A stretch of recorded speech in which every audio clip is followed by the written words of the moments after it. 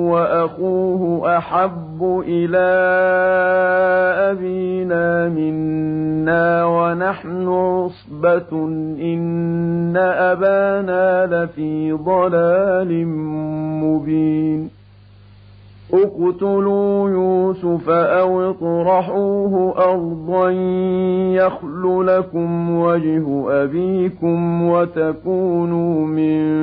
بعده قوما صالحين قال قائل منهم لا تقتلوا يوسف وألقوه في غيابة الجب يلتقطه بعض السيارة إن كنتم فاعلين قالوا يا أبانا ما لك لا